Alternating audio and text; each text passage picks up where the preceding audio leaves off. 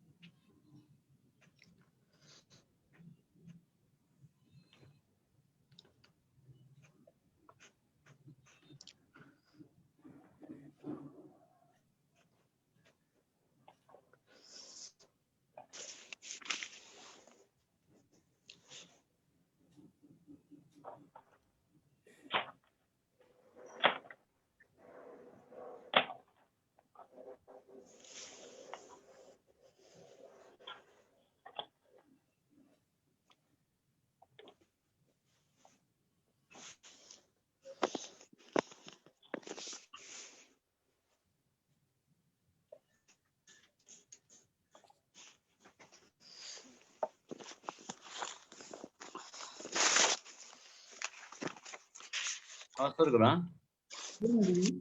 ए ल हुन्छ गुरुमा सुरु गरौँ गुरुमा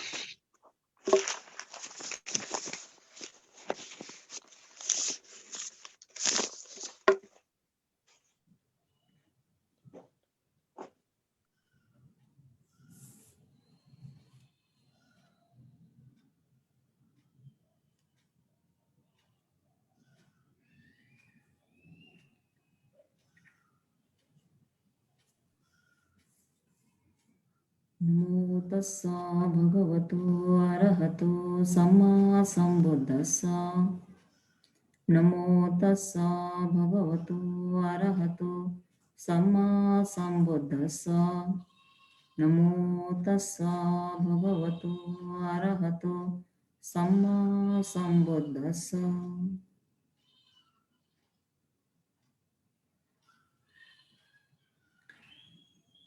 त अस्ति हामीहरूले प्रत्यक्ष समुत्पात नयाँलाई बुझ्दै थियौँ प्रत्यक्ष समुत्पात नयाँ अनुसार प्रत्यक्ष समुत्पातमा मुख्य भएका अङ्गहरू 12वटा छन् ती अङ्ग हुन् अविद्या संखार विज्ञान नामरूप सलायतन हस्स वेदना तन्हा उपादान कर्मभव जाति जरा मरण भनेर जम्मै 12वटा अङ्गहरू छन् यही 12वटा अङ्गलाई नै अधा भन्ने काल अनुसार छुट्याउँदाखेरि 3 काल भएर आउँछ उक्त 3 काल भनेको बितेको अतीतकाल अहिले क्षणक्षणमा भइरहेको पचुपन्न काल पछि हुने अनागत काल भनेर जम्मै अधा भन्ने काल 3वटा छन् 12 अङ्ग अनुसार 3 काल भन्ने बित्तिकै बितेको अतीतकालमा 2वटा अङ्ग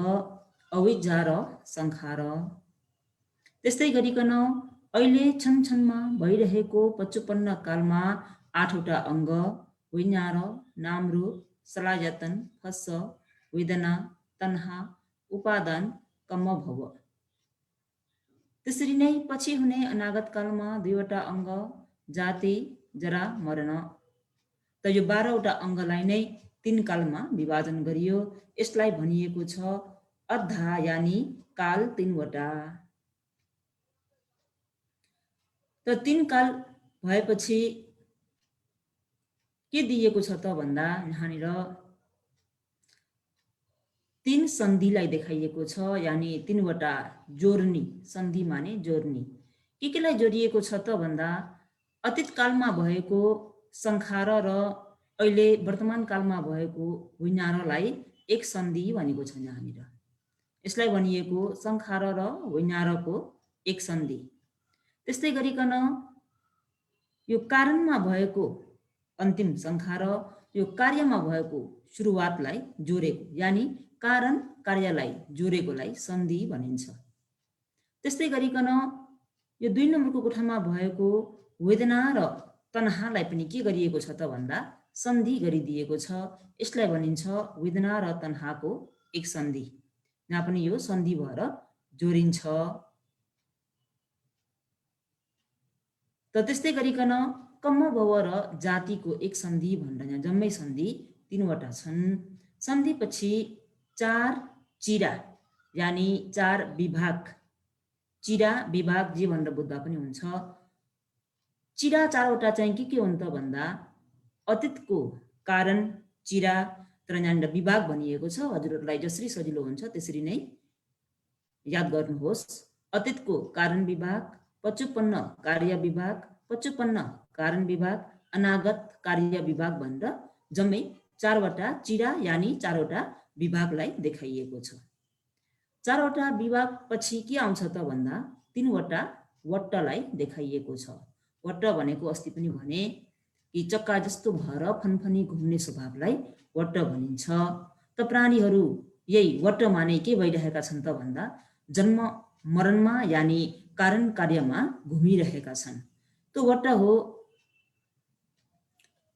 क्लेश वट्ट, कम्म वट्ट, विपाक वट्ट भनेर जम्मै वट्ट 3 वटा छन्। यो 3 वटामा पनि क्लेश वट्टमा 3 वटा अङ्ग। उक्त 3 वटा अङ्ग भनेको अविद्या, तन्हा, उपादान। यो अविद्या, तन्हा, उपादानलाई क्लेश वट्ट भनिन्छ।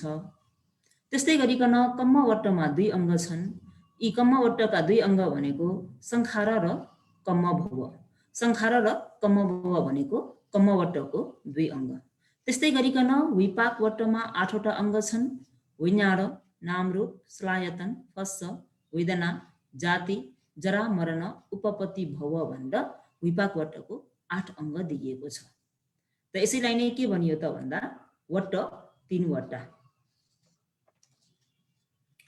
र वट्ट 3 वटा पछि यहाँ केलाई देखाइएको छ त भन्दा 20 आकार। 20 आकारमा यहाँ दिइएको छ अतीत कारणका पञ्च आकार भनेर दिइएको छ। यो अतीत कारणका पञ्च आकार, 55 कार्यका पञ्च आकार, अनागत कारणका पञ्च आकार, अनागत कार्यका पञ्च आकार भनेर जम्मै 5, 10, 15, 20 भनेर 20 वटा आकारहरू छुट्याइएको छ। यो आकार पनि के को आधारबाट छुटियो त भन्दा अघि भनिएको वट्टको आधारबाट नै छुट्याइएको छ। वट्टलाई नै आकारमा छुट्याइएको छ। त अतीत कारणका पञ्च आकार भन्ने बित्तिकै 5 वटा आकार केलाई लिइएको छ त भन्दा अविद्या, संखार, तन्हा, उपादान, भव। त यहाँ भएको अविद्या भन्ने बित्तिकै यो के वट्टमा पर्छ त भन्दा क्लेश वट्टमा पर्छ। अविद्या भन्ने बित्तिकै क्लेश वट्टका 3 अङ्गहरू सबै आए, अविद्या, तन्हा, उपादान। त्यस्तै गरिकन यहाँ संखार भन्यो। संखार भनेको के वट्ट हो त भन्दा कम्म वट्ट हो। त कम्म वट्टको 2 वटा अङ्ग संखार र कम्म भव। त्यही भएर यहाँ संखार र भव भनेर दियो। यहाँ यो 5 वटा जुन आकार छ यो 5 आकार भनेको क्लेश वट्ट र कम्म वट्टलाई जोडेर देखाएको। अविद्या, संखार, तन्हा, उपादान, भव भनेको अतीत कारणका पञ्च आकार। त्यस्तै गरिकन 55 कार्यका पनि 5 वटा आकारहरू छन्। ती 55 कार्यका 5 वटा आकार भनेको के हो त भन्दा विज्ञान, नामरूप, सलायतन, फस्स, वेदना। त यसलाई के भनिन्छ त भन्दा 55 कार्यका पञ्च आकार। यानि अहिले वर्तमान जीवनमा तपाई हामीहरूले धारण गरिरहेको जुन यो नामरूप भन्ने शरीर छ, यो नामरूप भन्ने शरीरमा के छ त भन्दा विज्ञान, नामरूप, सलायतन, फस्स, वेदना। यानि अहिले यहाँ भनिएको यो 5 वटा आकार भनेको अहिले तपाई हामीहरूले प्राप्त गरिएको शरीर यानि खण्ड भनेर बुझ्दा पनि हुन्छ। र अर्कोमा छ 55 कारणका 5 आकार 55 कारणका 5 आकार चाहिँ के दिएको छ त भन्दा तन्हा उपादान भव अविजा संखार। त तन्हा र उपादान भन्ने बित्तिकै यो तन्हा र उपादान भनेको के वट्टमा पर्छ त भन्दा क्लेश वट्ट अन्तर्गत पर्छ। क्लेश वट्ट आयो है भन्ने बित्तिकै तन्हा र उपादान छ है भन्ने बित्तिकै अब अविजा आउँछ भन्ने कुरा तपाईहरुले बुझ्नु पर्ने हुन्छ। त्यही भएर यहाँ दिएको छ तन्हा उपादान अविजा, यो भयो क्लेश वट्टको 3 अङ्ग। र यहाँनिर भव आयो भन्ने बित्तिकै यो भव भनेको कम्मवट्ट हो। कम्मवट्टमा 2 वटा अङ्ग छन्, त्यो 2 वटा अङ्ग भनेको संखार र कम्म भव। त्यस मानेमा यहाँ भव र संखारलाई हालिदिएको छ। यहाँ पनि के आयो त भन्दा क्लेश वट्ट र कम्मवट्ट नै आयो। त यो तन्हा उपादान भव अविजा संखारलाई 55 कारणका 5 आकार भनिन्छ भने अनागत कार्यका पनि 5 वटा आकारहरू छन्। ती अनागत कार्यका 5 वटा आकार भनेको वैञार, नाम, रूप, सलायतन, फस्स, वेदना। त यहाँनिर वैञार, नाम, रूप, सलायतन, फस्स, वेदना भनेर दिएको छ। अङ्ग अनुसार नै हेर्ने हो भने यहाँ जाति, जरा, मरण छ। किन जाति, जरा, मरणलाई नलिकन यसलाई लियो त भन्दा अस्ति पनि मैले यसको बारेमा भनिसके। जाति, जरा, मरणहरूको छुट्टै स्वभाव, धर्म यानि स्वरूप नभएको कारणले गर्दा यहाँ पनि जाति, जरा, मरण। जाति भनेको उत्पन्न हुनु यानि कुनै पनि चित्तको उत्पत्ति, स्थिति, भङ्ग भनेर चित्तको आयु छ। त जाति भनेको हुनु, हुनु माने उत्पत्ति। स्थिति भनेको एकैछिन स्थिर हुनु, स्थितिलाई जरामा लिइन्छ। र अन्तिमको जुन भङ्ग छ त्यो भङ्ग भनेको मृत्यु हुनु यानि मर्नु, मर्नलाई लिइन्छ है। त्यसकारण यो जाति, जरा, मरण, जाति बन्द भएर आयो है भन्ने बित्तिकै, जाति भयो है भन्ने बित्तिकै के हुन्छ त भन्दा वैञार, नाम, रूप, सलायतन, फस्स, वेदना भएर आउँछ। जस्तो कि 2 नम्बर कोठामा नि भनियो, अहिले तपाईँ हामीले पाएको शरीर भनेको वैञार, नाम, रूप, सलायतन, फस्स, वेदना हो। त अहिले वर्तमानको शरीरमा ज्ञान राख्न सकिएन, ज्ञानले काट्न सकिएन। अरहन्त मार्ग ज्ञानले जुन अविद्या रूपी अन्धकारलाई हटाउन सकिएन भने फेरि के गर्न पुगिन्छ त भन्दा तन्हा उपादान कम्म भव गर्न पुगिन्छ। यो तन्हा उपादान कम्म भव भयो है भन्ने बित्तिकै जाति यानि जाति भनेको हुनु, जाति भन्ने जन्म भएर आयो भन्ने बित्तिकै वैञार, नाम, रूप, सलायतन, फस्स, वेदना भन्ने यो 5 वटा अङ्ग भएर आउँछ। त यहाँ जम्मै आकारको अनुसारले 20 आकार भनेर देखाइएको छ। र त्यसमा पनि अझै के दिएको छ त भन्दा 2 मूल भनेर बताइएको छ। 2 मूल भनेको के हो त भन्दा यहाँ यो चक्रमा त ठुलो अक्षरमा लेखिदिएका छन् अविद्या र तन्हा। त यो अविद्या र तन्हालाई के भनिन्छ त भन्दा 2 मूल यानि यो प्रत्यत्यासमुत्पाद चक्रको जुन यो कारण कार्यमा घुम्नुको मुख्य कारण चाहिँ के हो त भन्दा अविद्या र तन्हा।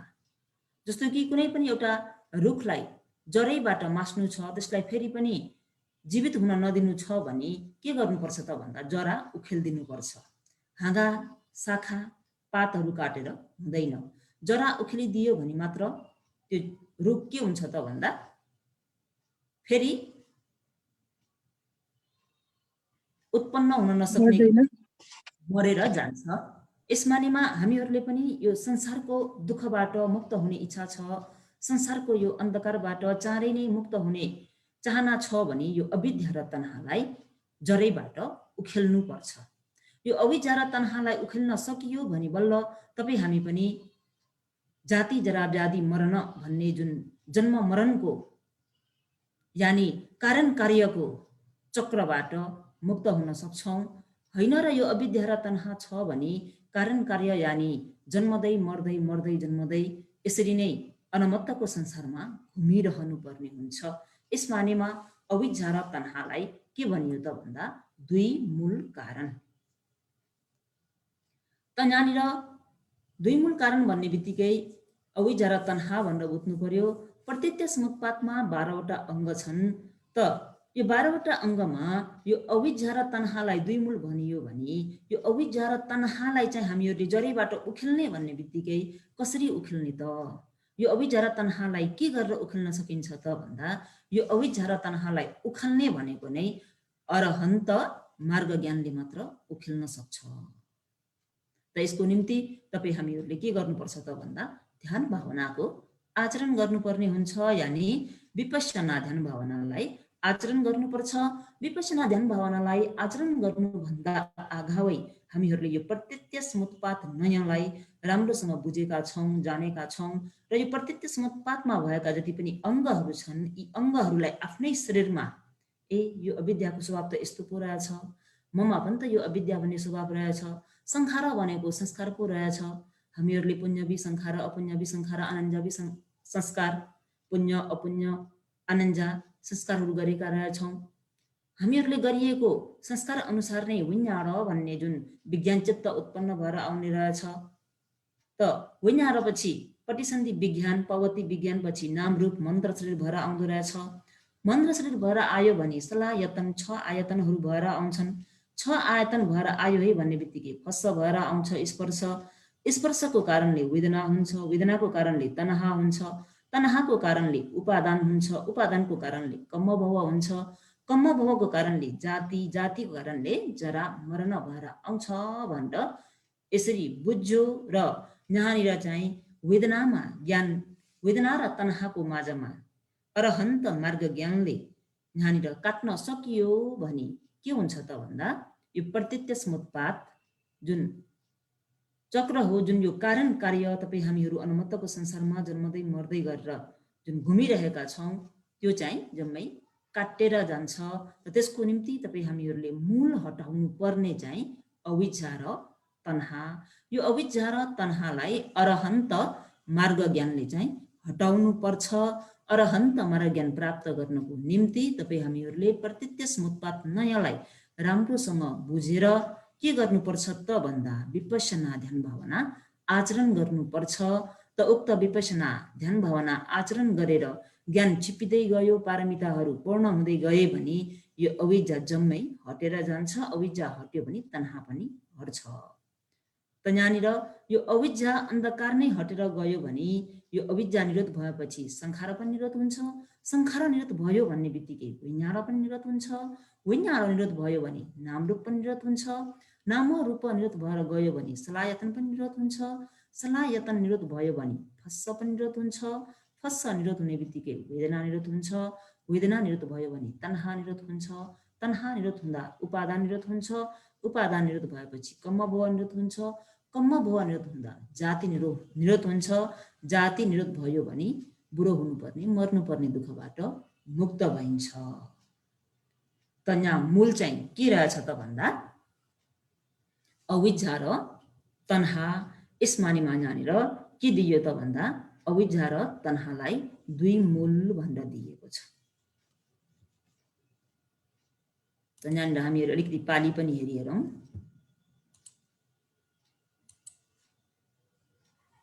यहाँ दुई मूल, वर्तमूल दुईवटा भनिएको छ है।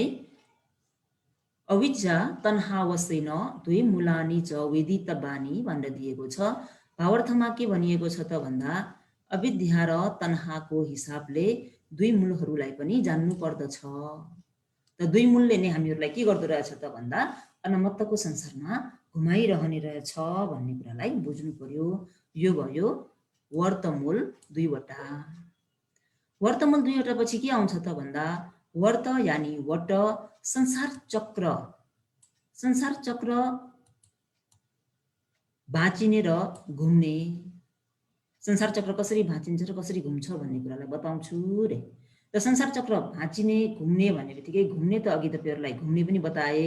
अविद्याको कारणले संखार हुन्छ, संखारले विज्ञान हुन्छ, एवं प्रकारले संसार चक्र घुम्छ। संसार चक्र भाँचिँदा पनि कसरी चाहिँ भाँच्नुपर्छ त भन्दा जुन यो वर्तमूल दुईवटा जुन छ, यो वर्तमूल दुईवटा भन्ने अविद्या र तन्हालाई भाँच्नुपर्छ, यानि जरा उखेल्नुपर्छ। त वर्त संसार चक्र भाँचिने र घुम्ने पालीमा के दिएको छ त भन्दा त्यसमेव च मूलानं निरोधेन निरुच्छति जरा मरणं मुच्छाय पीडितानं मबृंहसो आसवानं समुपादा अविद्या च पवतति भनेर पालीमा यसरी दिएको छ। यसको भावार्थले के जनाएको छ त भन्दा संसार चक्र घुम्नेपछि संसार चक्र भाँचिने छिन्नेलाई बताउँछु रे। त यो चिन्नेमा के देखाएको छ त भन्दा दुई मूल नै अरहन्त मार्गद्वारा विशेष रूपले निरोध हुनाले वर्त धर्म निरोध हुन्छ। त भन्नुको कारण अघि भनिएको अविद्या र तन्हालाई के गर्नु पर्यो त भन्दा यहाँ भनिएको यो अरहन्त मार्गद्वारा विशेष रूपले निरोध हुनाले वर्त धर्म निरोध हुन्छ। यो वर्त यानी कारण कार्यको चक्र, जन्म मरणको चक्रलाई भाँच्नु छ, जन्म मरणको चक्रबाट उम्किनु छ, यो कारण कार्यको चक्रबाट मुक्त हुनु छ भनी केले मात्र मुक्त गराउन सक्छ त भन्दा अरहन्त मार्गद्वारा यानी अरहन्त मार्ग ज्ञानले मात्र यो अविद्या र तन्हालाई हटाउन सक्छ। यो अविद्याले के गर्छ त भन्दा अन्धकार बनाइदिन्छ। अन्धकार हुने बित्तिकै तृष्णाले अन्धकारमा आसक्त हुन पुग्छ र यसरी अविद्या र तन्हाले चाहिँ अनमत्तको भव संसारमा चाहिँ प्राणीहरूलाई जन्म मरणको चक्रमा घुमाइरहन्छ।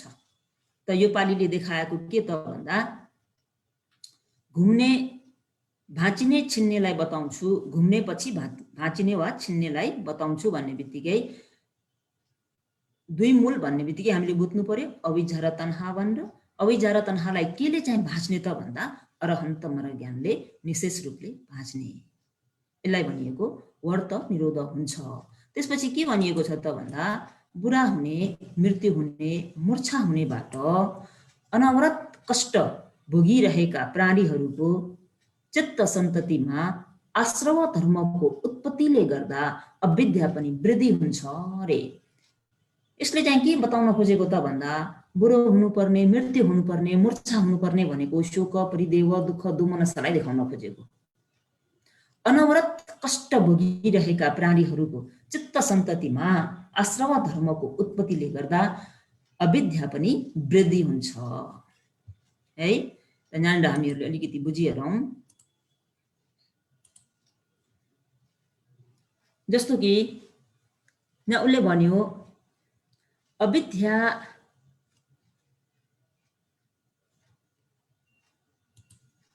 यो दुईटै स्क्रिन देखाउन पाइँदैन है, मिल्दैन होला होइन?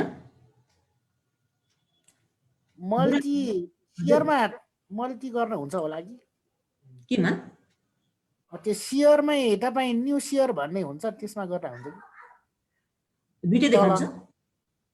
दुईटै चाहिँ मैले नि चेक चाहिँ गरेको छैन, होला जस्तो लाग्छ मलाई चाहिँ। न्यू सियरमै गरेको एउटा एउटा मात्रै गर्न दिन्छ।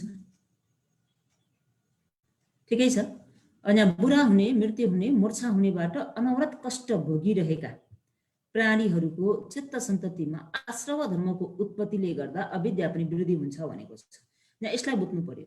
आश्रव धर्मको उत्पत्तिले गर्दा अविद्या पनि वृद्धि हुन्छ भन्ने बित्तिकै यहाँनिर चाहिँ तपाईँ हामीले बुझ्नुपर्ने हुन्छ।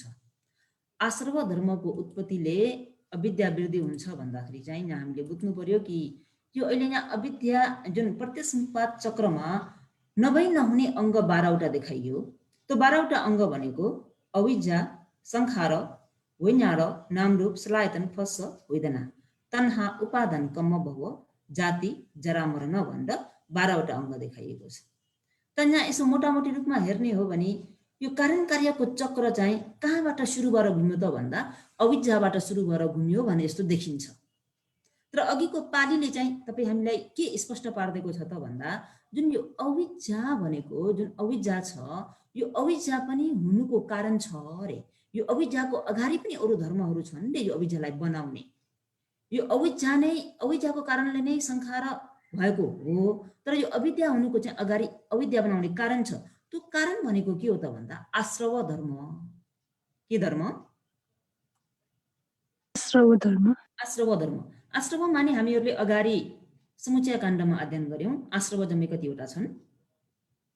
4 वटा। भन्नुस् त के हुन्? काम आश्रव, भव आश्रव, द्वितीय आश्रव, विद्या आश्रव, अविद्या आश्रव। जम्मै आश्रव धर्म 4 वटा छन्। त उक्त आश्रवको कारणले नै के भएर आउँछ त भन्दा हो यो अविद्या भएर आउँछ है। आश्रवले गर्दा अविद्या हुन्छ, अविद्याको कारणले फेरि संखार हुन्छ, संखारले वैञ्यार, वैञ्यारले नामरूप, नाम रूपको कारणले सलायतन, सलायतनले फस्स, फस्सले वेदना, वेदनाले तनह, तनहले उपादान, उपादानले कम्म भव, कम्म भवको कारणले जाति, जाति भव पनि जरा मरण आयो। त यसरी चाहिँ यो अनमत्तको संसारमा कारण कार्य कारण कार्य कारण कार्य कारण कार्य भएर चाहिँ घुमिरहेको हुन्छ। त यहाँनिर जातिको कारणले हुने धर्ममा के देखायो त भन्दा जरा र मरणलाई देखायो। अस्तिको हप्ता पनि मैले भने यो जातिको कारणले हुने जरा र मरण भनेको मूल कार्यहरू हुन्। जाति भयो है भन्ने बित्तिकै जरा मरण आउँछ नै आउँछ। तर यो जरा मरणको पछि हामीहरूले प्रत्यय समुत्पात नयाँ पाली अनुसार अध्ययन गर्दा शोक परिदेव दुःख दुमन सुपायासा सम्भवन्ति एवमेतस केवलस दुःख खण्डस समुदय होति भनेर अध्ययन गर्यो। त यो शोक परिदेव दुःख दुमनस सुपायासा चाहिँ यहाँ किन हालेन त? यो प्रत्यय समुत्पात चक्रमा किन छैन त भन्दा यो शोक परिदेव दुःख दुमनस सुपायासा यी 5 वटा जुन छन् यिनीहरू चाहिँ यो जातिको मूल कार्य होइन। जरा मरण भएको कारणले यसपछि गाँसिएर आउने एउटा स्वभाव धर्म मात्र हो। त यो शोक परिदेव दुःख दुमनस भनेको हरेक प्राणीमा हुन्छ नै भनेर लिन पनि मिल्दैन भनेर अस्तिको हप्ता पनि भने। जस्तो कि महाब्रह्महरूलाई शोक परिदेव हुन्छ नै भनेर लिन मिलेन। देवताहरूलाई कुनै देवतामा हुन्छ कुनै देवतामा हुँदैन। मनुष्यहरूमा चाहिँ धेरैभन्दा धेरै यो शोक परिदेव दुःख दोमनस हुन्छ। र पनि मनुष्यमा पनि भर्खर जन्मेर केही दिन नबित्दै उक्त बालकको मृत्यु भयो भने के हुन्छ त भन्दा उसले शोक परिदेव दुःख दोमनसलाई अनुभव नगरिकन मर्ने भएको कारणले गर्दा हरेक प्राणीमा हुन सक्दैन भनेर यहाँ चाहिँ शोक परिदेव दुःख दोमनस सुपायासलाई हालिएको छैन। र अगाडि हामीहरूले अस्तिको हप्ता अध्ययन गर्दा पालीमा पनि स्पष्ट रूपमा देखाएको छ कि जातिको कारणले हुने मूल कार्य भनेको जरा र मरण हो। र जरा र मरणको पछि संसारमा लाएर आउने धर्म चाहिँ के छन् त भन्दा शोक परिदेव दुःख दोमनस उपायासहरू चाहिँ संसारमा पछि लाएर आउँछन् भनेर बुझ्नु पर्यो। यो शोक पनि कुन बेला हुन्छ त भन्दा विशेष गरिकन हुन त दैनिक रूपमा प्राणीहरूको मृत्यु भइरहेको छ र पनि जुन बेला हामीलाई हुन्छ त्यो बेला हामीलाई के हुन्छ भन्दा शोक हुन्छ। हुन्छ कि नै? हुन्छ। शोक भएर आउँछ। आफूलाई आफूसँग सम्बन्ध नभएको अथवा आफ्नो सम्पर्कमा नभएको आफूलाई प्रिय नलाग्ने व्यक्तिहरूको मृत्युको समाचार जति नै सुने तापनि मनमा शोक चिन्ता हुँदैन। त सजीव निर्जीव वस्तुहरूसँग वियोग हुनुपर्दा पनि यो शोक परिदेव दुःख दोमनस भएर आउँछ है। विशेष गरिकन यो शोक परिदेव दुःख दोमनस चाहिँ भगवान शास्त्रले पनि धम्मपद पालीहरूमा पनि धेरै उपदेशहरू गर्नु भएको छ। कामति झायतो शोको कामतो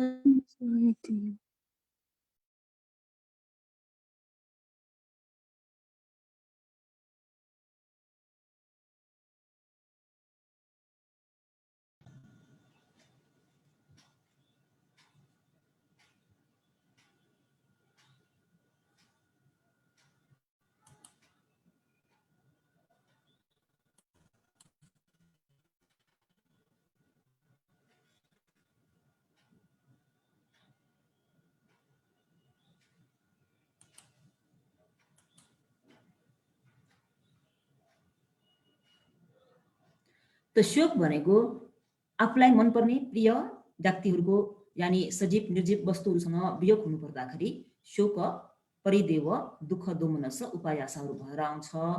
ती व्यक्तिहरूसँग वियोग हुन नपर्दाखेरि ती धर्महरू त्यति देखा परिसकेको हुँदैन। र पनि यहाँनिर शोक परिदेव उपायासा शोक परिदेव उपायासालाई विशेष गरिकन एउटा उदाहरण उपमा दिएर बुझाइएको छ। त उक्त उदाहरण के हो त भन्दा जस्तो रे कुनै एउटा कराईमा दन्दनी आगो बालेर तेल उमाल्दा जुन प्रकारले तेल रनक्क रन्केर आउँछ तातिएर आउँछ त्यो तेल तातिनु जस्तो हो रे शोक भनेको। यसरी तेल रन्केर आयो, तातेर आयो भने त्यो तेल बिस्तारै के हुन्छ त भन्दा भुक्लुक भुक्लुक भुक्लुक उम्लिन थाल्छ अरे। त्यो उम्लेको भनेको चाहिँ के हो त भन्दा परिदेव हो, यानि रुनु पर्ने, कराउनु पर्ने, विलाप गर्नुपर्ने। यसरी नै तेल उम्लेर आयो, आगो पनि दिइरहेको छ, तेल पनि उम्लिरहेको छ भने बिस्तारै बिस्तारै बिस्तारै त्यो तेल उम्लिँदै उम्लिँदै उम्लिँदै उम्लिँदै के हुन्छ त भन्दा अन्तिममा सुकेर जान्छ। त्यो तेल सुकेर जानु भनेको उपायासा हो रे है। शोक परिदेव उपायासालाई यसरी पनि उदाहरण दिइएको छ। त यो शोक परिदेव दुःख दोमनस उपायासा जुन भएर आयो, यो शोक चिन्ता पीड बाधा आदि के कारणले चाहिँ यसरी शोकमा डुब्नु परेको त भन्दा जाति भन्ने जन्मको कारणले, यानि जन्म भएको कारणले शोक परिदेव दुःख दोमनसहरू भएर आयो भनेर हामीहरूले मोटामोटी रूपले बाहिरी रूपमा चाहिँ के देख्छौँ त, शोक परिदेव दुःख दोमनसको हुनुको कारण केलाई देखिन्छ त भन्दा जातिलाई देखिन्छ।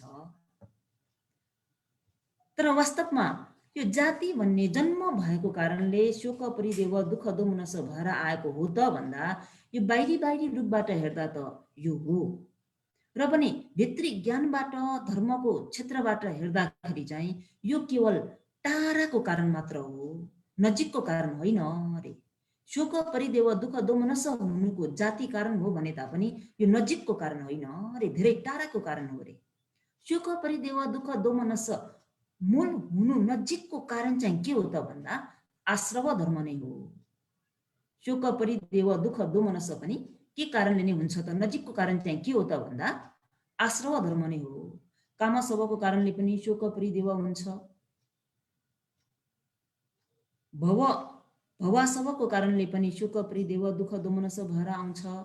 त्यस्तै गरिकन देठासव अविद्यासवको कारणले पनि यी धर्महरू चाहिँ भएर आउँछ।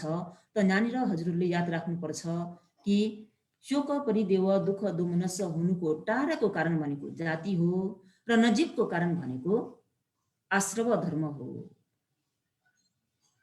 कामसवको कारणले गर्दाखेरि के हुन्छ त भन्दा आफूलाई मनपर्ने वस्तु अथवा मनपर्ने व्यक्तिको वियोगमा हामीहरूलाई शोक चिन्ता पीड बाधा भएर आउँछ। यो कामसवले ल्याएको शोक परिदेव दुःख दोमनस हो। त्यस्तै गरिकन देठासवले पनि तपाईँ हामीहरूलाई शोक परिदेव दुःख दोमनस बनाएर ल्याउँछ। कसरी ल्याउँछ त भन्दा जुन हामीले धारण गरिरहेको जुन शरीर छ, यो शरीरलाई म हो, मेरो शरीर हो भनेर एकदमै बलियो गरी दृष्टि आसक्त भएर चाहिँ बसिरहेका हुन्छौँ। त यो देठासवको कारणले गर्दा पनि के हुन्छ त भन्दा यो शरीर एक दिन जीर्ण हुन्छ, बुढो हुन्छ, यो वृद्ध हुन्छ।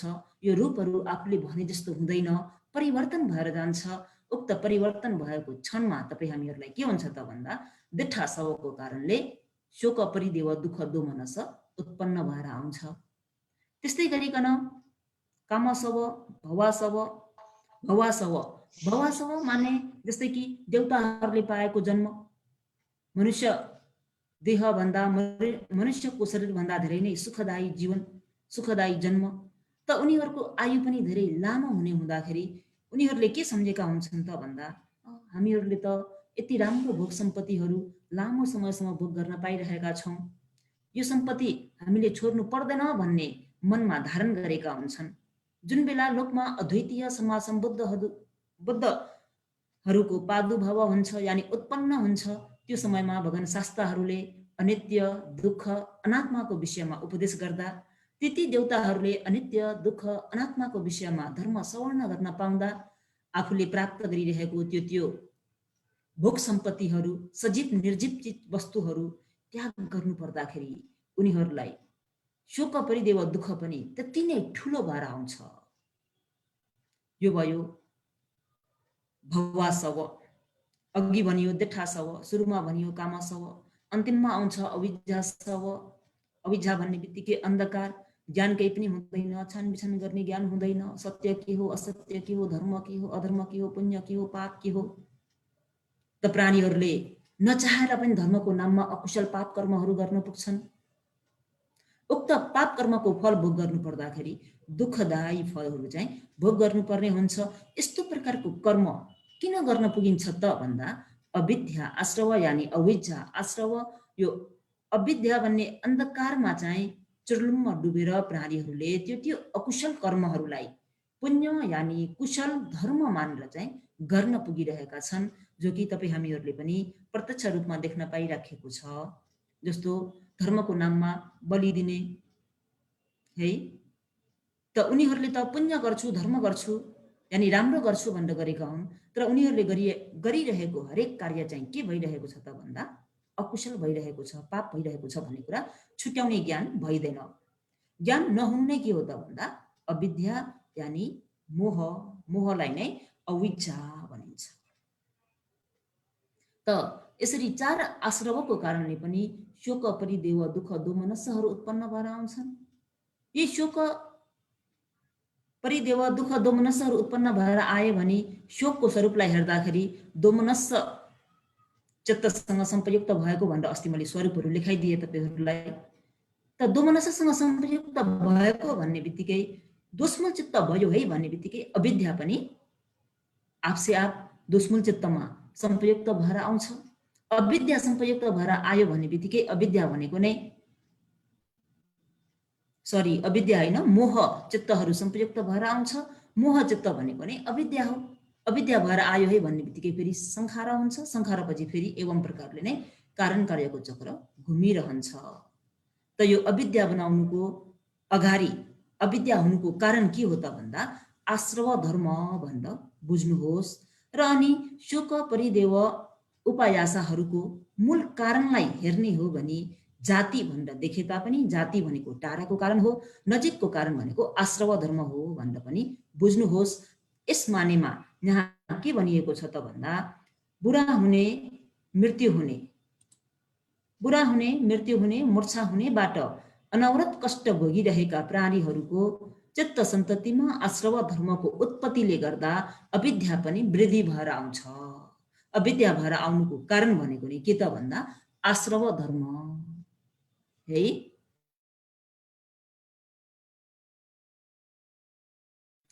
त अस्ति हजुरहरूले यहाँनिर प्रश्न गर्नुभएको थियो कि कम्म भव र उपपति भवलाई कसरी छुट्याउने भनेर। कम्म भव र उपपति भवलाई हजुरहरूले काल अनुसारले छुट्याउनुहोस्। कम्म भव भनेको वर्तमान काल, उपपति भव भनेको पछि हुने अनागत काल है। काल अनुसारले छुट्याउनुहोस्। र अनि अस्ति जुन कुरा दानको कुरा मैले तपाईहरूलाई उदाहरण दिएर भनेको थिएँ त्यो चाहिँ के हो त भन्दाखेरि जस्तै कि यहाँनिर संखार भनिएको छ। यो संखारलाई हेर्ने हो भने पुण्यावी संखार, अपुण्यावी संखार, अनन्जावी संखार भनिएको छ। पुण्यावी संखार अनुसार हेर्दाखेरि महाकुशल चित्त 8, रूपावचर कुशल चित्त 5, जम्मै 13 वटालाई लिएको छ। अपुण्यावी संखार अनुसार अकुशल चित्त 12 वटालाई लिएको छ। अनन्जावी संखार अनुसार अरूपावचर कुशल चित्त 4 वटालाई लिएको छ। त जम्मै जोड्दाखेरि 29 वटा चित्तहरूमा संप्रयुक्त हुने चेतनालाई चाहिँ संखार भनियो। यो संखार अनुसार लिएको जुन चित्त छ त्यही अनुसार नै यो कम्म भवमा पनि त्यही चित्त नै हामीहरूले लियौँ। यो संखार र कम्म भवमा एउटै चित्त लिएको छ। यो प्रत्यक्ष मतपात अनुसार यहाँ चाहिँ के त भन्दा काल छुट्टिएको छ। संखार भनेको बितेको अतीतकालमा देखायो र यहाँ कम्म भव भनेको चाहिँ अहिले भइरहेको, अहिले क्षणक्षणमा भइरहेको पछुपन्न वर्तमान कालमा देखायो। न त काल अनुसार छुट्याउन सजिलो भयो। तर यहाँ आकार अनुसार हेर्नुहोस् त। आकार अनुसार हेर्दाखेरि अतीत कारणका पञ्च आकार भनेर अविद्या, संखार, तन्हा, उपादान, भव भनेर दिएको छ। अब यहाँनिर अविद्या, संखार, तन्हा, उपादान, भव दिएको ठाउँमा संखार र भवलाई त फेरि एउटै कालमा लियो नि त। यहाँनिर एउटै कालमा लियो। अब यो संखार र भवलाई कसरी छुट्याउने? त यो संखार र भवलाई छुट्याउनको निम्ति अस्ति दिएको जुन उदाहरण छ, जस्तो कि तपाईँ हामीहरूले कुशल पुण्य गर्दा होस् यानि अकुशल पाप कर्म गर्दा नै होस्, मनमा चेतना पहिलो उत्पन्न भएर आउँछ। जस्तै कि यहाँनिर चाहिँ दानकै कुरा गरौँ। दान दिनुभन्दा अगाडि पूर्व चेतना दान दिन्छु भन्ने चित्त उत्पन्न हुन्छ। दान दिँदै गरेको क्षणमा मुञ्च चेतना, दान दिइसकेपछि अपरा चेतना भनेर जम्मै चेतना 3 प्रकारको देखाइन्छ। त पूर्व चेतना भनेको चाहिँ पूर्व चेतना अनुसार चाहिँ हजुरहरूले यो संखारलाई लिनुस्। मुञ्च चेतना अनुसार चाहिँ जुन यो भवलाई लिनुस्। यो संखार र भवलाई एउटै कालमा देखाए तापनि यहाँ हामीहरूले छुट्याउनु पर्छ। संखार भनेको पूर्व चेतना, भव भनेको मुञ्च चेतना। यानी संखार भनेको दिनुभन्दा दान दिनुभन्दा अघि उत्पन्न भएको चेतना, भव भनेको दान दिँदै गर्दा उत्पन्न भएको चेतना। यानी अझै अर्को उदाहरणबाट बुझ्नु पर्दा जस्तो कि काम जवन 7 पल्ट उत्पन्न हुन्छ भनेर हामीहरूले वथी काण्डमा अध्ययन गर्यौं। काम जवन 7 पल्ट उत्पन्न हुन्छ। त जवन चित्त 7 पल्ट उत्पन्न हुन्छ भने पहिलो जवन, दोस्रो, तेस्रो, चौथो र पाँचौं, छैठौं जवनसम्मलाई चाहिँ संखारमा लिइन्छ। यो संखारमा 1 2 3 4 5 6 वटासम्म जवनलाई लिइन्छ भने अन्तिमको 7औं जवन जुन कर्म बन्ने जवन हो 7औं नम्बरको, त्यो 7औं नम्बरको अन्तिम जवन चाहिँ भवलाई लिइन्छ। 6 वटासम्म चाहिँ संखार भयो, अन्तिमको भव चाहिँ 7औं नम्बरको जवन भनेर यसरी पनि छुट्याएर बुझ्नुहोस्। यो संखार भनेको अतीतको कर्म हैन? संखार भनेको अतीतको कर्म हजुर। कर्म भव भनेको अहिले बनाउँदै गरेको कर्म।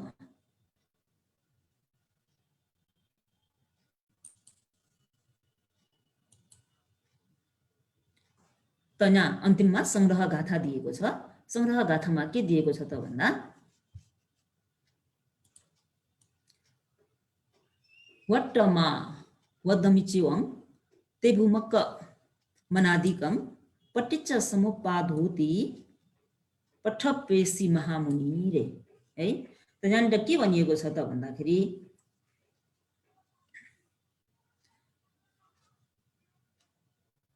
यहाँनिर वट्टमा वन्दन्ती मिचेवङ, मिचेवङ भनेको इचेवङ भनिएको।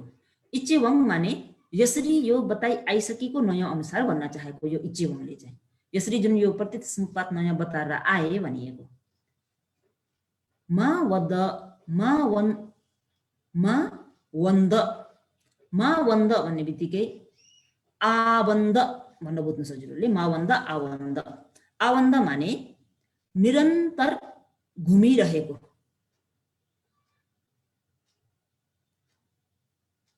निरन्तर घुमिरहेको। यहाँनिर तेभुमक्क मनादिकं अनादिकं, यहाँनिर अनादिकं, अनादिकं भनेको देखा नपर्ने, यानी देख्न गाह्रो भएको अथवा जान्न गाह्रो भएको। तेभुमकं भनेको त पहिलाबाट पनि भनिआएको छु, 3 भूमिमा उत्पन्न हुने कामवचर, रूपावचर, अरूपावचर। पटिच्च समुपाधोति, पटिच्च समुपाधोति भन्नाले कारण धर्म,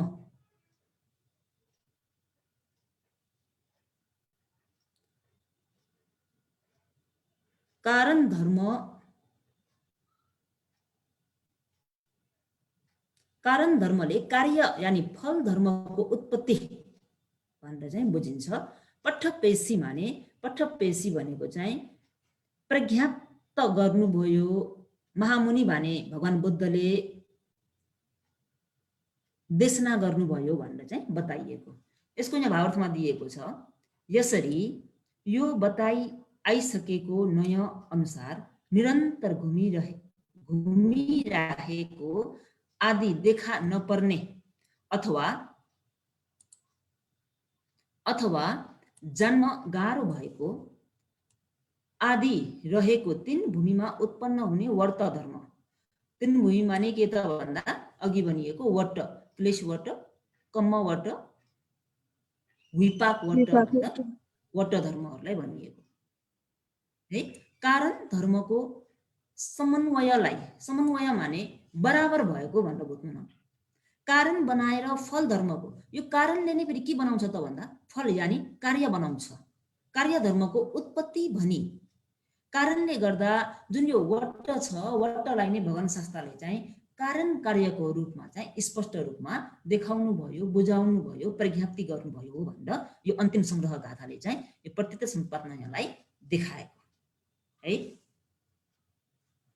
त यो संग्रह गाथा नय सिद्धियो भने हामीहरूले अध्ययन गर्दै गरेको प्रत्यक्ष समुत्पात नय समाप्त भयो। अब नयाँ के आउँछ त भन्दा प्रस्थान नय। त यो प्रस्थान नयमा चाहिँ तपाईँ हामीहरूले केलाई अध्ययन गर्छौँ त भन्दा प्रत्यय 24 वटा यानि पठान 24 पठानको विषयमा चाहिँ अध्ययन गर्नुपर्ने हुन्छ। 24 पठानको विषयमा अध्ययन गर्दा यहाँनिर त हामीहरूले धेरै लामो र विस्तृत रूपमा अध्ययन गर्न पाइँदैन।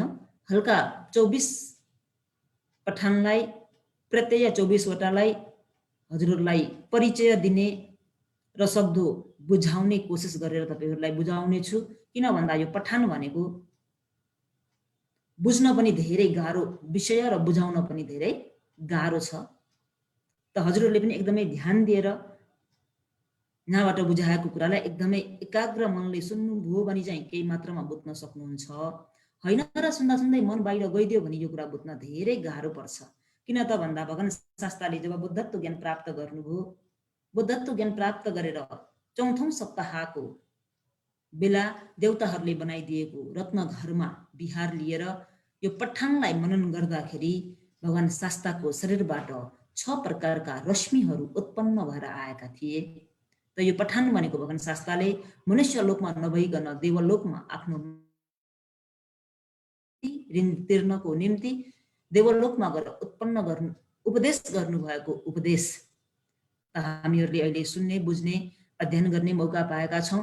यसको विस्तृतमा त अहिले तपाईँ हामीहरूले चर्चा गर्न सक्दैनौं र अहिले त्यो विस्तृतलाई बुझ्नको निम्ति अहिले जुन यो अभिधम्मत संग्रहमा दिएको संक्षिप्त र अलिकता विस्तृत यो दुईटालाई तपाईँ हामीहरूले अध्ययन गरेर बुझौं भने बल्ल अझै गहिराईमा भएको पठानलाई बुझ्न सक्छौं। यो कुरालाई नै बुझ्न सकिएन भने अगाडिको पठानलाई बुझ्न तपाईँ हामीलाई धेरै गाह्रो पर्छ। त एकदमै ध्यान दिएर राम्रोसँग मनन गरेर यसलाई बुझ्नको निम्ति बार बार भन्दै आइरहेको छु, अगाडि भएका जुन अभिधम्मत संग्रहमा भएका चित्त, चैतसिक, रूप, विथि मुक्त काण्ड आदि जति पनि अध्ययन गरियो ती जम्मै कुराहरूलाई चाहिँ तपाईँ हामीहरूले स्मरण गर्न सक्नुपर्छ। स्मरण भयो भने चाहिँ यहाँ बताउने पठानहरू बुझ्न, सुन्न एकदमै रसिलो हुन्छ। त यो पठान भनेको जम्मै धर्मको सारै सार भएको चित्त, चैतसिक, रूप, निर्वाण, प्रज्ञप्तिको विषयमा आउने हुँदाखेरि साधारण कारणले त बुझ्न धेरै नै कठिन हुन्छ। त ज्ञानको ज्ञान लगाएर कसरी हुन्छ यसलाई बुझ्ने कोसिस गर्नुहोस्। त आज हामी नयाँ पदस्थान नय प्रत्यय 24 वटा यानि 24 पठान। त यो पठानलाई अध्ययन गर्नुभन्दा अगाडि प्रत्यय 24 वटालाई अध्ययन गर्नुभन्दा अगावै पठानलाई तपाईँ हामीहरूले अलिकता बुझ्नुपर्ने हुन्छ। यो पठान भनेको के हो त? प प्लस ठान यानि दुईटा शब्द मिलेर आएकोलाई पठान भनिन्छ। प भनेको के हो त भन्दा विभिन्न भन्ने अर्थ लाग्छ। ठान भनेको कारण धर्म, प भनेको विभिन्न, ठान भनेको कारण धर्म। त यो पठानलाई विभिन्न कारण धर्महरूलाई देखाउने स्वभावलाई के भनिन्छ त भन्दा पठान भनिन्छ। पठान भनेको के हो भनेर कसरी सोधे भने विभिन्न कारण धर्महरू देखाउने स्वभावलाई पठान भनिन्छ। र अर्को शब्दमा भन्नुपर्दा कारण, कार्य र शक्ति तीनवटा जोडेर देखाउनेलाई पनि पठान भनिन्छ। जस्तो हामी प्रत्यक्ष समुत्पात नयमा कारण कार्य भनेर कारण र कार्य दुईटा मात्रै बुझौं। अहिले यो पठानमा चाहिँ कारण, कार्य र शक्ति भनेर तीनवटा कुरालाई बुझ्नुपर्ने हुन्छ। यो तीनवटा कुरालाई बताउनेलाई, जोडेर देखाउनेलाई पनि पठान भनिन्छ। र अर्को अर्थमा विभिन्न कारण धर्महरू देखाउने स्वभावलाई पनि पठान भनिन्छ भनेर पहिला पठानको विषयमा बुझिराख्नुस्। त यो जम्मै पठान कतिवटा छन् त भन्दा 24 वटा छन्।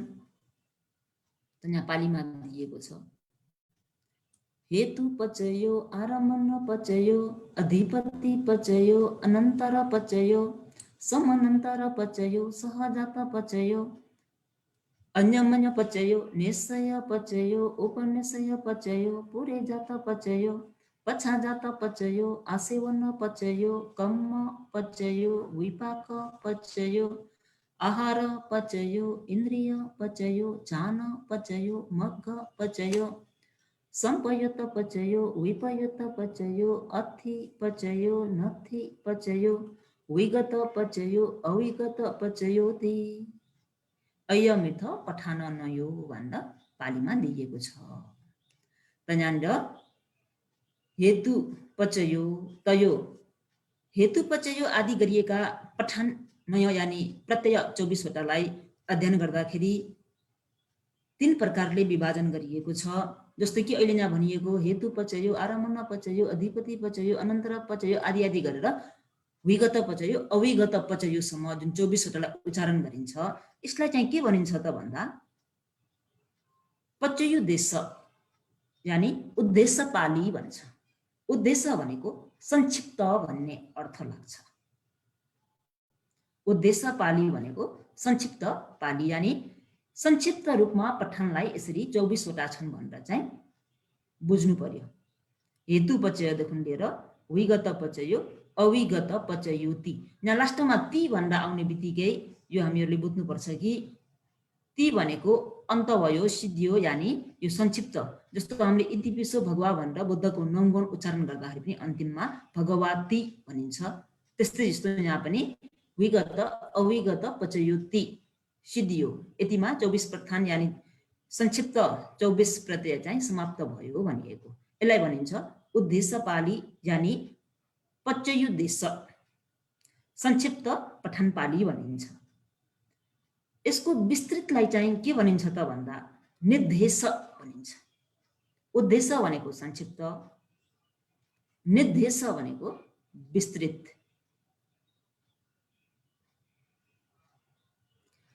र यो उद्देश्य र निर्देश बाहेक पनि अझै विस्तृतमा व्याख्या गरिएकोलाई चाहिँ पति निर्देश भन्छ। अझ विस्तृतमा व्याख्या गरिएको। त हामीहरूले यहाँ अहिले अध्ययन गर्दा चाहिँ उद्देश्य र निर्देश दुईवटालाई अध्ययन गर्नुपर्ने हुन्छ। उद्देश्य भनेको अहिले भनिएको जुन यो संक्षिप्त पाली भयो, निर्देश भनेको त्यसलाई अलिकति अझै विस्तृत रूपमा व्याख्या गरिएको भयो र पति निर्देश भनेको चाहिँ अझै त्यसलाई गहिराइमा गएर अझै त्यसलाई स्पष्ट हुने गरी चाहिँ व्याख्या गरिएको भयो। त यहाँनिर व्याख्या गर्दा कतिपय पठनमा हजुरले बुझ्ने गरी सजिलो गरी व्याख्या गर्न मिल्ने प्रत्ययहरू पनि छन् भने कतिवटा प्रत्ययलाई चाहिँ गहिराइमा गएर बुझाउन नमिल्ने प्रत्ययहरू पनि छन्। त त्यसलाई अझै बुझ्नको निम्ति चाहिँ तपाईँ हामीले नम्बर 1 मा अहिले भनिएको यो 24 पठान कण्ठे हुनु पर्यो। र त्यस बाहेक पनि जुन निर्देश भन्ने जुन हामीहरूले पठन उच्चारण गर्दाखेरि उच्चारण गर्ने गर्छौं, जुन अहिले यहाँ भनिएको हेतु पचयो आरमण पचयो भनेको यो संक्षिप्त पाली भयो। यसलाई निर्देश गर्दाखेरि के पाली आउँछ त भन्दा हेतु पचयो ते हेतु हेतु संपयतकानं धम्मानं तं समर्थनानं च रूपानं हेतु पचयेन पचयो आरमण पचयो ते रूपायतानं चको विज्ञान धातुया तं संपयतकानं च धम्मानं आरमण पचयेन पचयो आदि गरेर यसरी चाहिँ हामीहरूले पालीबाट उच्चारण गर्ने गर्छौं। हो त्यसलाई बुझ्नको निम्ति पनि अहिले यहाँ दिए जति कुराले पर्याप्त हुँदैन। तपाईँ हामीहरूले विस्तृतमा नै अध्ययन गर्नुपर्ने हुन्छ। त यहाँ अहिले दिए जति तपाईँ हामीहरूले बुझ्दै जाउँ। त अहिले नम्बर 1 मा हेतु पचयो भनेर दियो। यसको भावार्थमा त यहाँ के दिएको छ त भन्दा हेतु पचयो यहाँ पे भनेर दिएको छ। पे भनेको के हो त भन्दाखेरि यहाँनिर लुकाइएको भन्ने अर्थ लाग्छ। हेतु पचयो भन्ने बित्तिकै हजुरहरूले यसरी बुझ्नुपर्छ कि हेतु पचयो आरमण पचयो अधिपति पचयो अनन्तर पचयो आदि गरेर चाहिँ यो जम्मै 24 प्रत्ययलाई चाहिँ हजुरहरूले उच्चारण गर्नुपर्छ। यहाँनिर चाहिँ अविगत पचयो भन्दियो। हेतु र अविगत मात्रै लेखिदिएको छ, यहाँ बिचमा पे भनिदिएको छ। यो पेले चाहिँ यो जम्मै भित्रको बिचमा भएको चिजहरूलाई के गरिदियो त भन्दा लुकाइदियो। त हामीहरूले चाहिँ यहाँ उच्चारण गर्दाखेरि चाहिँ हजुरले यो बुझ्नुपर्छ कि हेतु पचय भन्ने बित्तिकै आरमण पचयो, अधिपति पचयो, अनन्तर पचयो, समान्तर, सहजात, अन्यमन्य, निश्चय, उपनिश्चय आदि गरेर जम्मै हालेर चाहिँ यहाँ विगत अविगत पचयोति भनेर यहाँ सिद्धिन्छ। यो पे भनेको यसरी बुझ्नु होला। हेतु पचयो, पे, अविगत पचयो भनिने यो नय।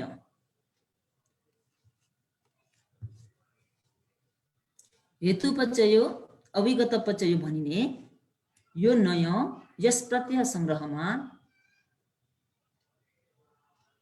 प्रस्थान नय भनिन्छ। र हेतु प्रत्यय यहाँ फेरि पे आयो, त्यो पे भनेको अघि भनेकै कुरालाई बुझ्नुहोस्। अविगत प्रत्यय यसरी 24 प्रत्यय महाप्रकरणमा अथवा अनन्त नय भइरहेको समन्त प्रस्थान ग्रन्थमा स्थिर भइरहेको छ। अर्को अर्थ हेतु पनि हो, प्रत्यय पनि भएकोले भएको धर्म यहाँ फेरि पे दियो। पे भनेको हजुरले यो बिचमा लुकाइएकोलाई चाहिँ फेरि बुझ्नु होला। अविगत भनी, अविगत पनि यो प्रत्यय अविगत पनि हो, प्रत्यय पनि भएको धर्म यसरी 24 प्रत्यय महाप्रकरणमा स्थिर भइरहेको छ। त यहाँनिर के दिएको छ त भन्दा हेतु भनेको के हो त भन्दा हेतु भएर उपकार भएको धर्म अरे। आरमणलाई आरमण भएर उपकार भएको धर्म भनेर यसरी नै अधिपति भएर उपकार गरेको धर्म भन्दा यहाँनिर अलिकति स्पष्ट रूपमा बुझ्न पाइएन। त यसलाई अलिकति स्पष्ट रूपमा बुझ्नको निम्ति यो हेतु पचयबाट नै हामीहरूले अलिअलि गर्दै बुझ्दै जाउँ। यो हेतु पचय भनेको के हो त? हेतु भनेको पहिला बुझ्नु पर्यो। हेतु भनेको के हो त भन्दा मूल, जरा भन्ने अर्थ लाग्छ। जस्तो कि अभिधर्म अध्ययन गर्दा तपाईँ हामीहरूले हेतु भनेर पकेण्डका काण्डमा पनि अध्ययन गर्न पाउँछौँ। त्यस्तै गरिकन अहिले तपाईहरूलाई पढाउँदै गरिएको जुन समुचय काण्ड छ प्रारम्भ सिद्धिएको, उक्त समुचय काण्डमा पनि हामीहरूले हेतुको विषयमा अध्ययन गर्न पायौँ। त हेतु भनेको कस्तो त भन्दा मूल, जरा, दरिलो भएको कारणले यसलाई के भनिन्छ त भन्दा हेतु भनिन्छ भनेर बुझ्नुहोस्। हेतु यानि कारण धर्म भनेको बलियो हुनु, दरिलो हुनु, जरा गार्ने कारण धर्मलाई हेतु भनिन्छ। त यो कारण जरा गार्ने, बलियो हुने, एकदम दरिलो हुने कारण धर्महरू कतिवटा छन् त भन्दा 6 वटा छन्। हेतु जम्मै 6 वटा छ। 6 वटा हेतु के हुन् त भन्दा लोभ हेतु, दोष हेतु, मोह हेतु, अलोभ हेतु, अदोष हेतु, अमोह हेतु भनेर जम्मै हेतु 6 वटा छ। यो 6 वटा हेतुको स्वभाव चाहिँ कस्तो छ त भन्दा दरिलो हुने, बलियो हुने, जरा गार्ने स्वभाव छ। जुन जुन बेला प्राणीहरूको मनमा लोभ हेतुले जरा गार्छ त्यो बेलामा प्राणीहरूले अकुशल कर्महरू गर्न पुग्छन्। त्यस्तै गरी द्वेष हेतुले पनि जरा गार्छ। मनमा लोभचित्त उत्पन्न भयो भन्ने बित्तिकै हामीहरूले यो कुरा बुझ्नुपर्छ कि यो लोभको स्वभाव भनेको त जरा गार्ने स्वभाव छ, बलियो हुने स्वभाव छ, दरिलो हुने स्वभाव छ। यो लोभलाई मैले हटाइहाल्नुपर्छ। मनमा द्वेष उत्पन्न भयो भने पनि यसरी नै मनन गर्न सक्नुपर्छ। मोह उत्पन्न हुँदा पनि मनन गर्न सक्नुपर्छ। त्यस्तै गरी अलोभ हेतु भनेको श्रद्धा, मनमा श्रद्धा उत्पन्न भयो भन्ने बित्तिकै अलोभ हेतु यसको स्वभाव पनि के छ त भन्दा जरा गार्ने स्वभाव छ। यानि दान नगरी छाड्दिन, नदी छाड्दिन, भगवानलाई वन्दना नगरी छाड्दिन आदि यो अलोभ हेतुको स्वभाव पनि जरा गार्ने स्वभाव नै छ। त्यस्तै गरिकन अदोष मैत्री भावना, यो मैत्री भावनाको स्वभाव पनि दरिलो हुने, बलियो हुने, जरा गार्ने स्वभाव छ। त्यस्तै गरिकन प्रज्ञा, अमोह भनेको प्रज्ञाको स्वभाव पनि त्यस्तै छ। त यहाँनिर कुशल पक्षमा 3टा हेतु छ, अकुशल पक्षमा 3 वटा हेतु छ। कुशलको हेतुहरू अलोभ, अदोष, अमोह। अकुशलको हेतुहरू लोभ, दोष, मोह। त हामीहरूले यो लोभ र दोषमा केलाई चाहिँ अभिवृद्धि गराउने र हामीहरूको मनमा कुन हेतु बढी अभिवृद्धि हुन्छ त यो कुरालाई बुझेर तपाईँ हामीहरूले लोभ दोष मोहहरूलाई हटाएर अलोभ अदोष अमोहहरूलाई चाहिँ अभिवृद्धि गर्नुपर्ने हुन्छ। र यो लोभ दोष मोह भन्ने बित्तिकै लोभ दोष मोह अलोभ अदोष अमोह भनेको चित्त र चैतसिक अन्तर्गत केमा पर्छ त भनेर हेर्दाखेरि यो चैतसिक अङ्गमा पर्छ। लोभ दोष मोह अलोभ अदोष अमोह। अलोभ भनेको श्रद्धा, अदोष भनेको मैत्री, अमोह भनेको प्रज्ञा है। त यो चैतसिक अन्तर्गत पर्छ भन्ने बित्तिकै नाम रूपबाट छुट्याउँदा हेतु पचयोलाई के भनेर लिने त भन्दा नाम धर्ममा लिइन्छ। त्यही भएर यो हेतुको पछाडि हजुरहरूले नाम भनेर लेखिराख्नुहोस्। यो लेख्नुको कारण छ पछि तपाईहरूलाई पछि आउने पालीहरूमा यो कुरा लेखिरहनु भएको छ, याद गरिरहनु भएको छ भने सजिलो गरी बुझ्न सक्नुहुन्छ। त हेतुको छेउमा नाम भनेर लेख्नुहोस्। त यो भयो हेतु पचयो। दोस्रोमा आउँछ आरमण पचयो। आरमण पचयो भन्ने बित्तिकै यो आरमण पचयो भनेको चाहिँ कस्तो त भन्दा यो चित्तले चाहिँ आरमणलाई भोग गर्छ। कुनै पनि क्षणमा आरमण नभएको क्षण भनेको हुँदैन। जुनसुकै अवस्थामा पनि आरमण भइरहेको हुन्छ। आरमण नहुने बेला भनेको केवल दुईवटा अवस्था मात्रै छ। आरमण नहुने अवस्था भनेको कुन अवस्था हो त भन्दा असंयत ब्रह्म भएर उत्पन्न हुँदा आरमणलाई ग्रहण गर्दैन। त्यस्तै गरिकन निरोध समापतमा बसेको बेलामा पनि आरमणलाई ग्रहण गरिँदैन। यति दुईवटा क्षण बाहेक बाँकी समयमा आरमणलाई ग्रहण गरिराखेकै हुन्छ। त यो आरमणमा पनि आरमणहरू जम्मै 6वटा छन्। तपाईँ हामीहरूले यो पनि अगाडि अभिधर्म अध्ययन गर्दाखेरि अध्ययन गर्न पाइन्छ। आरमण 6वटाको विषयमा आरमण 6वटा के हुन् त भन्दा रूपारमणं, सद्धारमणं, गन्धारमणं, रसारमणं, फोठबारमणं, धम्मारमणं भनेर जम्मै 6वटा आरमणहरू छन्।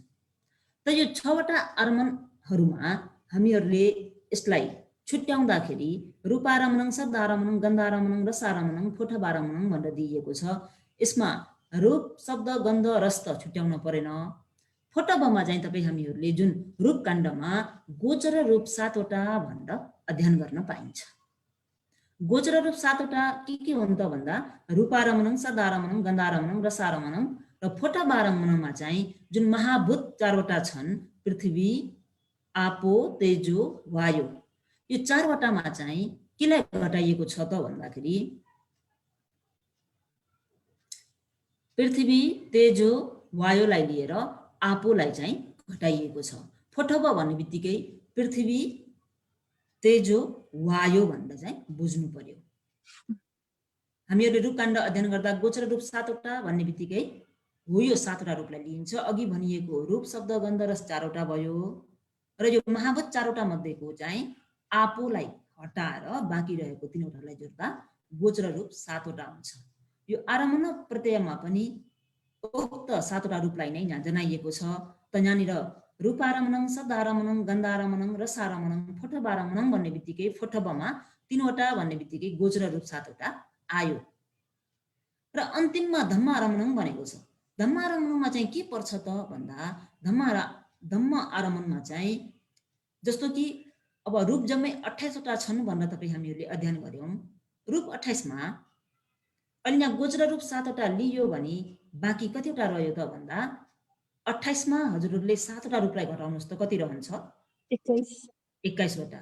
उक्त 21वटा रूप पनि धम्म आरमणमा पर्छ। अचित्त जम्मै धम्म आरमणमा पर्छ। चैतसिक जम्मै धम्म आरमणमा पर्छ। निर्वाण धम्म आरमणमा पर्छ। प्रज्ञप्ति धम्म आरमणमा पर्छ है। त्यही भएर यो आरमणको छेउमा चाहिँ हजुरहरूले नाम, रूप, प्रज्ञप्ति भनेर लेखिराख्नुहोस्। नाम, रूप, प्रज्ञप्ति। अघि हेतुको छेउमा चाहिँ नाम मात्र, अहिले आरमणमा चाहिँ नाम, रूप, प्रज्ञप्ति। त यहाँनिर हामीहरूले अझै बुझ्नुपर्ने चाहिँ चित्तकाण्ड अध्ययन गर्दैखेरि भनिन्छ जस्तो कि परमार्थ धर्म जम्मै 4वटा छन्। चित्त, चैतसिक, रूप, निर्वाण। त्यस्तै गरिकन ज्ञेय धर्म 5वटा छ। त्यो त्यो न्याय धर्म 5वटा भनेको चाहिँ के हो त भन्दा चित्त, चेतसिक, रूप, निर्वाण र प्रज्ञाप्ति। अहिले यहाँ तपाईँ हामीहरूले अध्ययन गर्दाखेरि प्रज्ञाप्तिको पनि कुरा आइरहेको छ। त आरम्भन प्रत्यय भन्ने बित्तिकै नाम, रूप र प्रज्ञाप्ति 3वटा पर्छ। त्यसपछि अधिपति पचय। अधिपति पचय भन्ने बित्तिकै अधिपति भनेको जोरा नभएको चक्रवर्ती राजा झैँ मूली भएर बस्ने स्वभाव धर्मलाई अधिपति भनिन्छ। अधिपति त हामीले अगाडि पनि अध्ययन गर्यौं। अधिपति जम्मै कतिवटा? 4वटा। कतिवटा? 4वटा। 4वटा। के हुन्? छन्द, वीर्य, चित्त, विमर्श। छन्दाधिपति, वीर्याधिपति, चित्ताधिपति, विमर्शाधिपति है। जम्मै 4वटा अधिपतिहरूको बारेमा अध्ययन गर्यौं भने अहिले यहाँ अधिपति पचयोमा चाहिँ के छ त भन्दा 2वटा अधिपतिहरूलाई छुट्याइएको छ। आरमणाधिपति र सहजाताधिपति भन्छ। आरमणाधिपति भनेको चाहिँ अघि माथि भनिएको आरमण प्रत्ययमा भए जस्तै, हुन त तोसँग मिल्दैन, अलिकति छुट्टिन्छ। जस्तै कि आरमण प्रत्ययमा चाहिँ चित्त, चेतसिक, रूप, निर्वाण, प्रज्ञाप्ति जम्मै छ भने अहिले यसमा चाहिँ प्रज्ञाप्तिलाई हटाइन्छ। चित्त पनि जम्मै लिइएको हुँदैन। त्यो पछि के छुट्याउँछ भन्ने कुरा पछि छुट्याउँला। त अहिले यहाँ मोटामोटी रूपमा जुन आरमणाधिपति भन्ने बित्तिकै के पर्यो त भन्दा त्यसमा नाम र रूप पर्यो। यता फेरि जुन हामीहरूले अगाडि अध्ययन गरेको अधिपति 4वटा जुन छ, चित्ताधिपति, छन्दाधिपति, वीर्याधिपति, विमर्शाधिपति भनेर उक्त 4वटालाई चाहिँ सहजाताधिपति भन्छ। चित्त, वीर्य, विमर्श, छन्द भन्ने बित्तिकै यो त जम्मै चेतसिक धर्महरू हो। यो जम्मै नाममा पर्यो। अघि जुन आरमणको चाहिँ रूपमा पर्यो भन्दा यो अधिपतिको छेउमा हजुरहरूले नाम रूप भनेर लेखिराख्नुहोस्।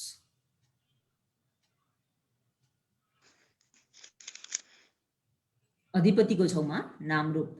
अधिपति पचयपछि के आउँछ त भन्दाखेरि अनन्तर पचयो। अनन्तर पचयो भनेको चाहिँ कस्तो त भन्दा विशेष रूपले एकपछि अर्को अन्त नहुने गरी तुरुन्तै उत्पन्न हुने स्वभाव। जस्तो कि चिप्लिने बित्तिकै लड्यो भने जस्तै अनन्तर भनेको कुनै पनि ग्याप नराखिकन निरन्तर रूपमा चाहिँ भइराख्ने स्वभाव। अझै अर्को उदाहरण दिँदाखेरि के दिएको छ त भन्दा चक्रवर्ती राजाको उदाहरण दिएको छ। चक्रवर्ती राजाको मृत्यु भयो भने युवराज चाहिँ राजा भएर आए जस्तै है। यहाँ चाहिँ हामीहरूले धर्मको दृष्टिकोणबाट केलाई लिनुपर्छ त भन्दा वृत्ति चित्तको लहरलाई लिनुपर्छ। वृत्ति चित्तको लहर अन्तर्गतमा पनि जस्तो कि हामीहरूले एउटा चक्षु वृत्तिको लहरलाई लिएरौँ न। चक्षु वृत्तिको लहरलाई लिने हो भने अतीत भवङ्ग, अत्त भवङ्ग, उत्पत्ति स्थिति भङ्ग। भङ्ग हुने बित्तिकै भवङ्ग चलन, भवङ्गु पच्छेदु, पञ्चदर वजन, सम्पुटी छन्न, सन्तिरन, जवन 7 पल्ट, त्यसपछि तदारम्भन 2 पल्ट। एवं प्रकारले चक्षुको वृत्ति चित्त लहर क्रमशः उत्पन्न भइरहन्छ। एकले अर्कोलाई उपकार गरिरहेको हुन्छ। त्यस्तै गरिकन रे यो अनन्तर पचयले पनि निरन्तर रूपमा चाहिँ उपकार गर्ने हुन्छ भनिएको। त यहाँ वृत्ति चित्तको लहरलाई लिने भन्ने बित्तिकै यो अनन्त पचयको छेउमा पनि हजुरहरूले नाम भनेर लेखिराख्नुहोस्। त्यस्तै गरिकन अर्को आउँछ समनन्तर पचयो। समनन्तर पचयो भनेको कस्तो त भन्दाखेरि अनन्तर पचयो र समनन्तर पचयो भनेको एउटै हो। र पनि भगवान शास्त्रले यहाँ अनन्तरलाई अलग्गै समनन्तरलाई अलग्गै किन उपदेश गर्नुभयो त भन्दा प्राणीहरूको त्यो बुझ्ने क्षमतालाई हेरेर यहाँ उदाहरण चाहिँ दिएको छ। उदाहरण के दिएको छ त भन्दाखेरि समनन्तर पचयोलाई चक्रवर्ती राजा चाहिँ अघि अनन्तरमा चाहिँ चक्रवर्ती राजाको मृत्यु भएपछि युवराज राजा हुन्छ भनियो। त कतिपय व्यक्तिहरूले चाहिँ होइन युवराज राजा हुनको निम्ति चक्रवर्ती राजा के मर्नै पर्ने, चक्रवर्ती राजाले राजपाट त्याग गरेर वनवास गयो भने युवराज राजा हुन पाउँदैन भन्ने खालको प्रश्नहरू आउँदाखेरि भगवानले यहाँनिर फेरि समनन्तर पचयलाई उपदेश गर्दैनन्। राजा मर्नै पर्छ भन्ने छैन। चक्रवर्ती राजा राजकाज जम्मै त्यागेर चाहिँ श्रमण बनेपछि गृहत्याग गरेर गयो भने युवराज राजा हुन सक्छन् भन्ने अर्थमा चाहिँ फेरि समानान्तर पचयुलाई उपदेश गर्नुभयो है। युवराज राजाले राजपाट त्यागेर गृह त्यागेर जाने बित्तिकै युवराज राजा हुने जस्तै बिल्कुलै अन्तर नहुने गरी उपकार गर्ने स्वभावलाई समानान्तर भनिन्छ। त यहाँनिर अनन्तर र समानान्तर भनेको एउटै हो भनेर बुझ्नुहोस्। प्राणीहरूले कसैले चाहिँ राजा मरेपछि नै चाहिँ राजकुमार राजा हुनुपर्ने, राजाले छोड्दै पनि त राजकुमार राजा हुन पाउँछ भन्ने खालको कुराहरू गर्दाखेरि भगवानले चाहिँ त्यसरी पनि हुन्छ भनेर समानान्तरलाई फेरि उपदेश गरिदिनु भयो। त हामीहरूले बुझिराख्नु पर्यो अनन्तर र समानान्तर भनेको एउटै हो। एउटै हो भने अघि अनन्तरमा हामीहरूले नाम धर्म भनेर लेखेका छौँ भने समानान्तरमा पनि नाम धर्म नै लेखिराख्नुहोस्। त त्यसपछि आउँछ सहजात पचयो। त समय पनि निकै गइसक्यो है, समय पुरा भयो जस्तो छ। त बाँकी रहेको सहजात पचयोलाई चाहिँ फेरि अर्को हप्ता हजुरहरूलाई उपकार गरौँला। आज यतिमै समाप्त गरौँ। भवतु सब मङ्गल। साधु साधु साधु गुरुमाता वन्दना। गुरुमा वन्दना।